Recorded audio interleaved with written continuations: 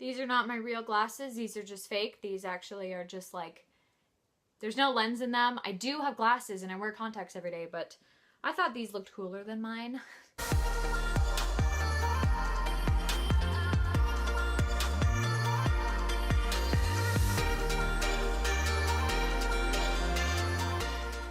Hello everybody, it's Kristen here. Welcome back to my channel. Today I am going to be sharing how I read in school and how I stay reading throughout the busyness of school. Hopefully this video applies to everybody, so not just people in school, but people who have very busy working lives or very busy home lives. I just wanted to share kind of what works for me, and if you get something from this video, I will be super happy.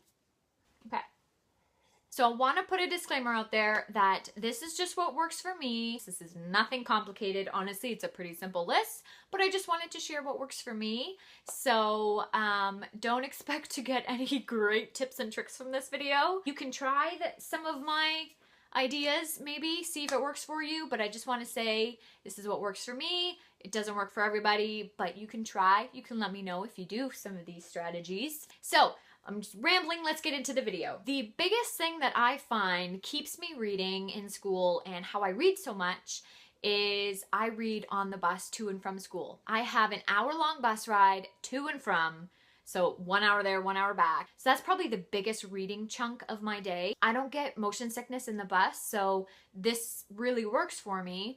But if you do, this might not work for you. But I find that having a book with me all the time, I get a chance to read it a lot, and on my long bus rides, I read. That's the first one that I find. Another tip and trick that I find that works for me is having a scheduled time for reading. The biggest time that I schedule for reading outside of, taking the bus is I read before bed, and I'm pretty sure almost everyone here does this, but I can't get into my bed and fall right to sleep, so I need something to kind of calm me down, just help me shut things off in my mind. And so I find reading is that thing that works for me, and I'm pretty sure it works for the majority of the population. So I read about 30-40 minutes before I go to bed, and then I can't keep my eyes open and I go to bed. And then there's other times that I find I really like to read. I really like reading when I'm taking a bath. If it's a really nice day outside, I'll sit outside for 20-30 minutes and just read. This next tip, trick, strategy thing,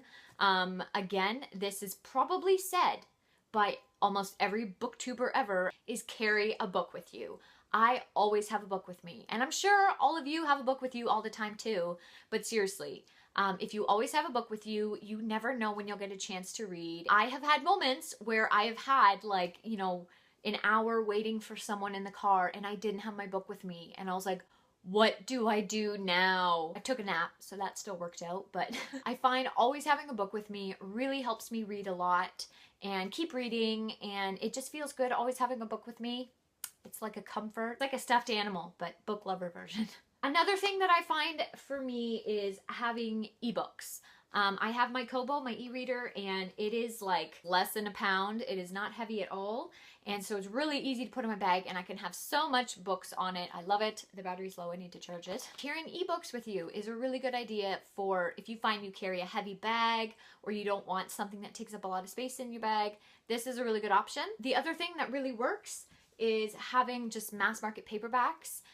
These are really light, they don't take up a lot of space, and mass market paperbacks, you can get 1,000-page books, and it's not that bad, it's not that heavy, so they may not be the prettiest, but they're really functional. Another thing is audiobooks. I find audiobooks really help me if I, can't be holding a book and reading, like for example, driving.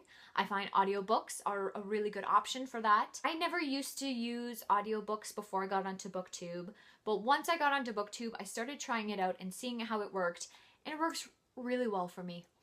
If I'm going for a run, if I'm driving, like I said, or if I'm cleaning the house. I find certain types of audiobooks work for me. Contemporaries are really good for audiobooks. I don't like to get too heavy. Like sometimes big heavy fantasy books don't really work for me for audiobook. I find that I like to keep it a little bit more lighthearted and easy.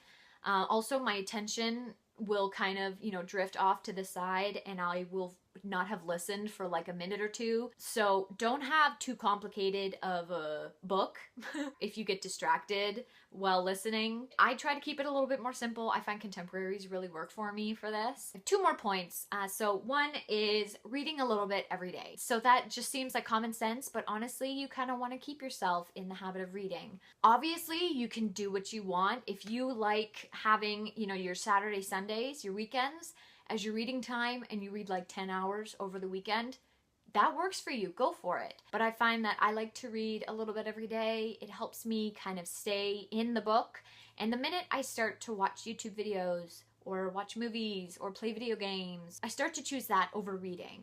And it kind of, becomes a habit. So I find reading a little bit every day really helps me stay in the flow of reading and in the flow of whatever book I'm reading. This sounds kind of silly, but you understand it, I hope. And then the last point I have, which again is pretty common sense, but I want to say it, is read books you want to read.